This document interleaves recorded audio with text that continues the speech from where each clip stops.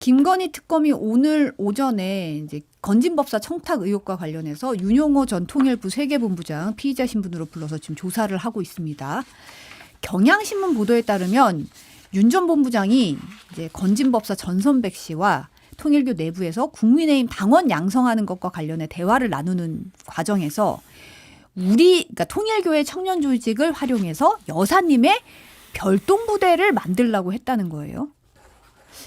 여사님의 별동부대요? 뭘 하려고 했던 걸까요? 댓글 조작하려고 그랬던 거겠죠. 뭐 아니면은 무슨 뭐 시위 같은 거 나가면 나가서 지지 시위하고 이런 거 하려고 했을 것이고, 그다음에 그런 사람들을 당적이 뭐든 간에 그 국민의힘 책임당원으로 가입시켜서 선거 같은 거 할 때 그들을 투표에 오더 지시를 받고 특정 사람을 찍게 함으로써, 그건 사실 다 불법이거든요. 근데 그렇게 함으로써 자기들의 정치적인 목적을 달성하려고 했던 게 아닌가, 뭐 그런 생각이 듭니다. 저도 뭐 댓글 부대나 뭐 이 그 팬클럽 건희사랑 뭐 이런 게 있었잖아요. 당시에 뭐 몇만 명이 됐네 하는데, 사실상 별동 부대를 만들 게 뭐 호위 부대를 만들 건 아닌 것 같고, 특히나 이런 그 습성을 가진 그 종교 단체는 굉장히 맹신하잖아요. 그리고 지시를 내리면 그냥 뭐 모든 걸 바쳐서 막 움직이는 일사불란하게 그런 행태를 보이기 때문에 충성 부대를 만들어서 김건희라는 사람을 보호하고, 김건희가 사실상 권력의 중심에 있다고 생각했던 것 같아요. 통일교에서는. 굳이 대통령 영부인한테 왜 별동부대를 만들어요? 윤석열 별동부대를 만들자. 이렇게 가야 되는 거 아니에요? 그러면 이제 김건희라는 사람을 그 윤석열 정부의 가장 핵심의 핵심인 실세로 통일교는 봤다. 저는 그렇게 좀 판단이 되고, 사실 김건희 씨가 통일교와의 관계 부분들은 이게 우리가 생각하는 것 이상으로 조금 더 긴밀하게 엮이지 않았을까.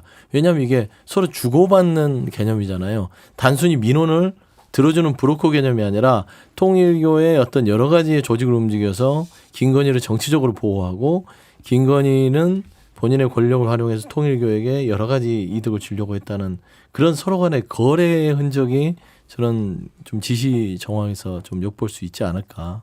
좀 수사를 하면 이 건도 굉장히 국민들한테 큰 충격으로 다가올 사안 같습니다. 앞단에서 이제 이 대화 내역을 보면 이제 권성동 의원 불출마 선언할 바로 직전에 뭐 윤심은 권성동이다 해서 뭐 입당을 시키려고 했다가 윤 전 본부장이 아니 윤심이 권성동이라 그래서 현장에 다 전달을 했는데 불출마 선언하면 이거 낭패 아니냐 이러니까 여사님께 전달했다. 어차피 부의를 돕는 거니까 뭐 이런 취지로 얘기를 하고 있잖아요. 그러니까 이 모든 정황을 김건희 씨도 알고 있었다는 게 보이거든요, 사실은. 윤석열 정권의 몰락이나 실패의 가장 큰 원인은 이중 권력이었다는 거죠. 그러니까 대통령이 명목상으로 그 권력을 갖고 있는데 이분은 또 남의 얘기를 안 듣잖아요. 뭐 밑에서 이렇게 해야 됩니다. 저렇게 해야 됩니다. 그렇게 가시면 안 됩니다. 의정 갈등 그렇게 가시면 안 됩니다. 그 R&D 그런 식으로 가면 안 됩니다. 라고 얘기할 때 남의 말을 하나도 안 들어. 남의 말을 안 듣고 밑에 사람들이 가만 보니까 유일하게 말 듣는 사람들이 김건희 씨 얘기만 들으니까 그럼 어디 줄 서겠습니까? 다 김건희 씨에 줄 설 거 아니에요. 근데 실질적인 권력은 또 남편한테 있는 거고 이 사람은 배후에 있는 거고 이런 식의 이중 권력 그 현상이 만들어지다 보니까 그 통치가 뒤죽박죽 돼버린 것 같아요.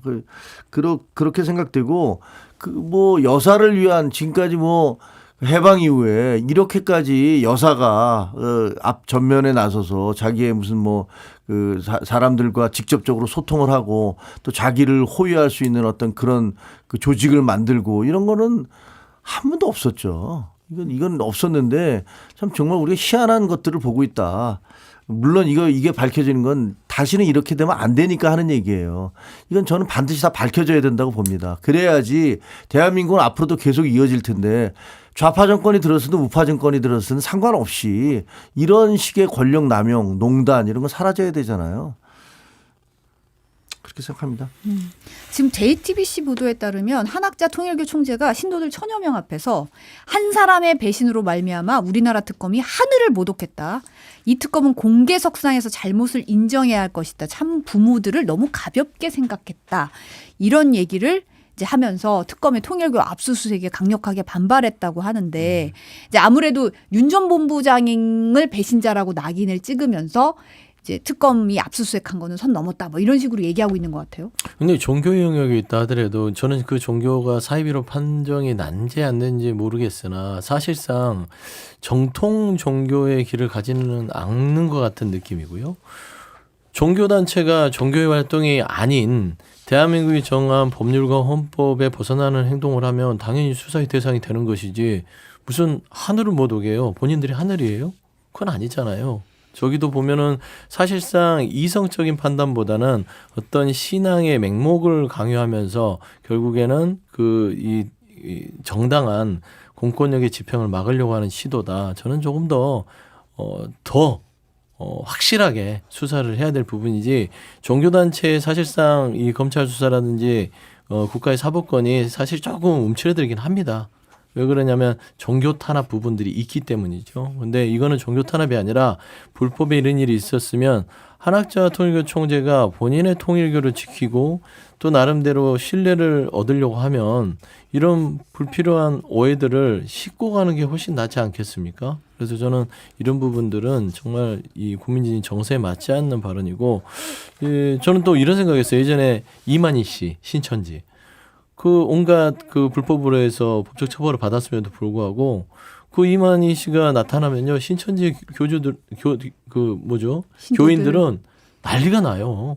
그냥 신입니다. 그러니까 이게 종교의 특성일지 모르나 이런 종교의 특성이 있다 하더라도 법의 집행은 절대로 위축되거나 또 일반과 다르게 또 이렇게 나름대로 적용해서는 안 된다라는 생각이 들어서 통일교 확실하게 수사했으면 좋겠습니다. 전 통일교 총재가 신도들 앞에서 왜 무속인을 통해서 뭘 하려고 했는지 그걸 오히려 본인이 뭘 모독했는지를 얘기해야 될 것 같은데요.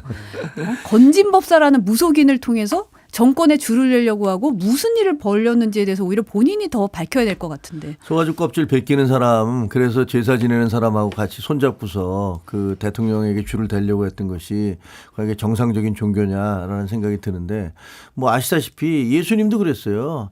가이사의 것은 가이사에게, 하나님의 것은 하나님에게라고 얘기를 했어요. 이게 그 종교와 정치가 한 덩어리로 뭉뚱그려지면 중세 시대에 봤잖아요. 중세에 얼마나 그 큰 문제들이 생겨난 재정일치 시대에 있을 때 문제가 많았다는 거 다 알고 있는 거 아닙니까? 종교가 국가에 개입하려는, 국가의 어떤 그 정치적인 행사에 개입하려고 했던 것들이 지금 이제 조사가 되고 있는 거 아니에요. 뭐 당원, 자기 교인들을 무더기로 어떤 특정 당에 보내서 누구를 돕든가 뭐 당선시키는 데 도움이 되든가 하는 것들. 그러면 그걸 통해서 또 반대급부를 얻으려고 하고, 이건 종교의 정상적인 게 아니잖아요. 그러니까 종교와 정치가 서로를 이용해 먹으면서 나한테는 너희 교인들을 위해서 날 표를 줘. 내가 너한테 반대급부로 뭘 해줄게. 뭐 캄보디아에서 뭘 하든 무슨 어떤 방송사를 인수하든 이런 걸 해줄게.